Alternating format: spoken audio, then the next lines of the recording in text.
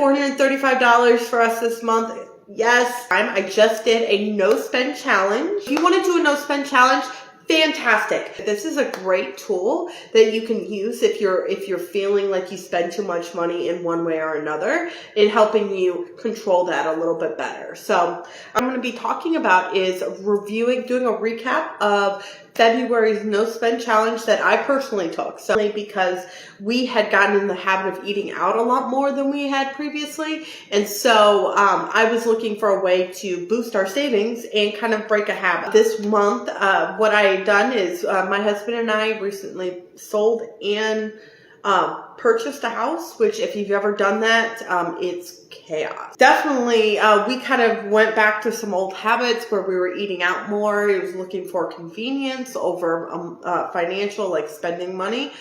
We'd rather have the convenience. And so we were just struggling with that. And now that we moved into the new house, we said, okay, let's pull it back. We were having lots of things break down, and we knew that coming into this, that this was an older house and that we were going to have the finances, the savings, so that we would be able to manage the house.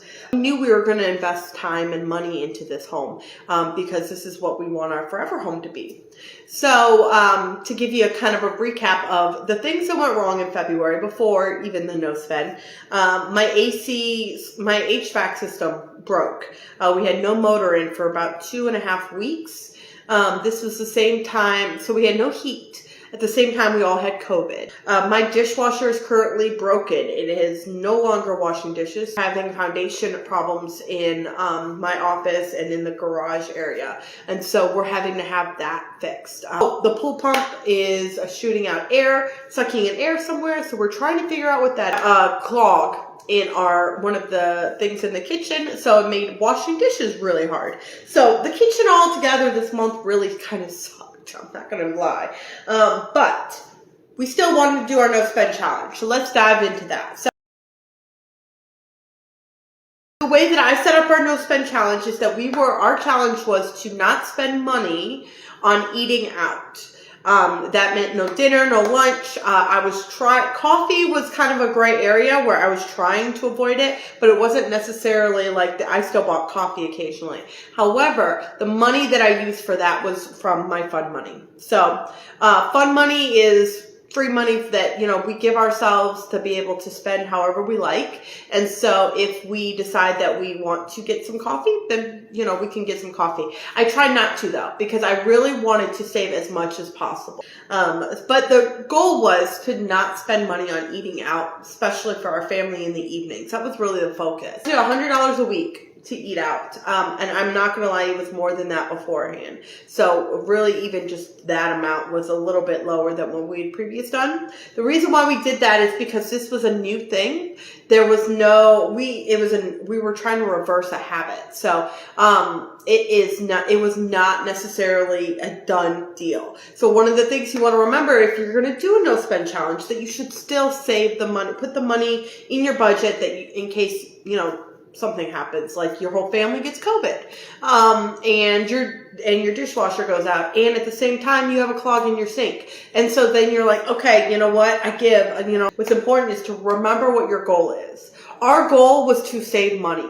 Okay. The tool that we were using was the no save challenge. So does that mean I feel crappy about any times that we broke that challenge or that we ate out a couple times? No.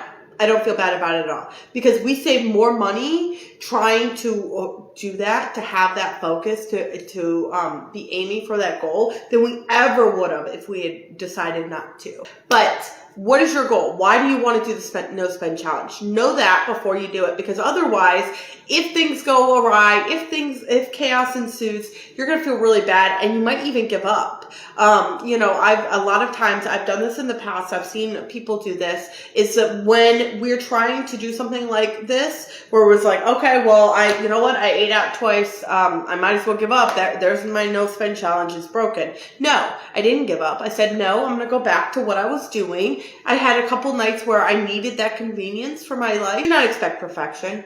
I never went into this no spend challenge thinking that every single day I was going to be able to be successful at that. That was not the goal. The goal was to save money. And we did that. We did a lot of that. And life never goes the way you want it to, or that you expect it to. There is always some chaos and tons of things coming at us this whole month. And that will be the entire year, because we're going to be, the house hasn't been maintained very well previously. So we're going to have to catch up on a lot of that, which means we're going to have these things constantly be coming up. So we can't expect perfection to like, okay, this is going to go exactly the way I'm budgeting for. Life never happens like that. It's important that you build that foundation. I hope you've been finding this very helpful. If so, please hit the like button so I can reach more people and help them learn how to manage their finances better too. Thanks. You need a way to track your successes. If I did not track everything, I wouldn't be able to tell you how much I saved. I wouldn't be able to stay motivated throughout the month and seeing that savings.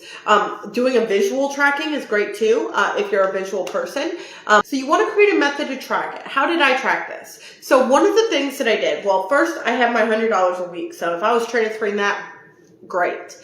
But the other way that I tracked it was that I looked at my triggers, okay? So when I was triggered to spend money on food, I wrote it down. It helped because I was recognizing that that was a trigger and that I was trying to avoid it. And so it helped me also not spend the money. But also it has me go back through and say, well, if I wasn't doing this, what would I have spent?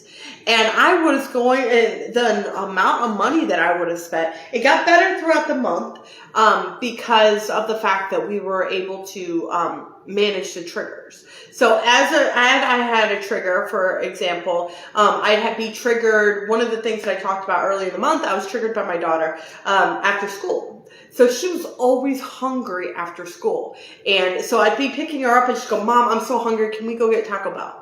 Can we go get McDonald's? Can we go get something? And in the past, I might have done that a couple times a week. She's starving. It's easier. I'm hungry usually by 1 o'clock when I'm picking her up. The baby's usually just woke up from a nap and she's hungry. And so we had all three of us hungry. And then my daughter's triggering that, like, hey, let's go get Taco Bell. And in my head, I'm like, yes, that is an easy solution. Everybody gets Taco Bell. Let's do that. Problem with that is a couple things. One, I'm spending money on Taco Bell. Two, I'm no longer hungry at dinner. So I was triggered by that, and I'd be spending money, and it would cause more money to be spent. Because if I'm not feeling like cooking dinner, if I'm not hungry, and I'm like, I don't really feel like cooking dinner, it's gonna be easier for me just to go and buy dinner for the kids or for my husband, and have something later for myself. It caused more problems. So understanding that, I was like, okay, I know this triggers me. What can I do to stop that? What can I do to kind of make it a little bit easier so that I'm not triggered? So I bring snacks into the car. I bring her favorite snacks, and I'd say, she'd come in, she'd be like, Mom, I'm so hungry. I'd be like, here you go. And I toss back the snack. It was different things. I'd usually give my daughter a cheese stick, the youngest, a cheese stick or a pouch or something before we left, so that she wouldn't be crying it for food. I tried to have a snack beforehand or lunch if possible. And so I was trying to cut down the convenience of it. So when she was like, hey, let's go and get McDonald's, I was like, no, you know what? Here's a snack. If you're hungry, I'm not hungry. Let's go home and I can make you a sandwich and, could do stuff like that. So really was understanding these triggers. The further into the month I got, my daughter stopped asking. She didn't even ask anymore because I was like, no, we don't need to. We have food at home. And so she stopped triggering that conversation because we were starting to handle that. So it's really understanding, not only was it tracking success, not only was it tracking how much money I was saving, it was also helping me learn and adapt throughout the month so that I could avoid those triggers of spending. That is probably one of the key things that I tell people that they need to do, is really understand the triggers to what you're spending. If you want to change it, you need to know what's triggering you. And that is something that, I work with clients on, and to really understand, because sometimes you're in the gist of it. I didn't even think of that. What was triggering stuff until I started writing down. So if you want to control your spending a little bit better. Start writing down when you're triggered to spend money. We ended up saving about $435. $435, wow, like that definitely helped. I mean, we have plenty of things that we can spend that money on. And so we were able to add that to our savings, and instead of spending money on eating out, we were able to do that. You being flexible. So I go into this every single week and I go into my kitchen and I write up, I don't do a full meal plan where I'm like, okay, I need to do this and do this. No, I go into my kitchen and I say, what can I make? What are my options in here? I can make this, this, and this. One thing, I had every plate, so I had 3 meals every week, period. So that was easy. But then I'd go in my freezer, what's some convenience things that I could, and I have my plan A, B, and C. So meal planning, going into depth, especially if you're trying to be healthy and things like that, awesome. But when you're trying to do this, you want a kind of a quick way of doing it. I just throw it all on one page. And that way I can look at it and say, okay, I don't want to make that, don't want to make that. I'll do that. And so I had my plan A, my main meals, and then B was kind of the convenience stuff of, okay, well, we have some frozen, tater tots and some fish sticks or frozen pizza or, any of those things. We picked up a few of them. I don't like to have a ton of it in my house, but it's helpful because it's cheaper than, eating out and probably healthier. Maybe not 100% healthier, but in my head, it's healthier than eating out and having fast food and things like that. So, having those plans in place so that when you don't feel like cooking a full meal, that you have plan B. Okay, what can I do? And if that doesn't work, what's plan C? And so really having an idea of that in place really helps significantly. You don't have to be perfect with it. So even if it's like, okay, I'm going to do 5 no-spend days this month. Perfect. Whatever you're able to do, start small if you have to. Really focus on what the goal is for you. If you're looking to save money, if you're looking to change habits, if you're looking to do both, a no-spend month works really well because you're able to be more aware of it and you're able to be able to control things a little bit better when you're focused on it. But life is always getting in there, and as long as you are having some kind of method of managing it, you'll be able to get through. So questions about how to do a no-spend challenge for yourself or things that maybe you've struggled with in the past with it, I want you to comment below, and I will go ahead and respond, and I'll have a conversation with you. Even though it was chaotic this month, I wasn't stressed about it. I wasn't stressed about having enough money. I wasn't stressed about, if things would work out perfectly. I took it as it came, and I remembered and kept that focus of what our goal was. So. Check out this video where I talk about how to manage your food spending better and includes my ABC meal planning template. Check it out.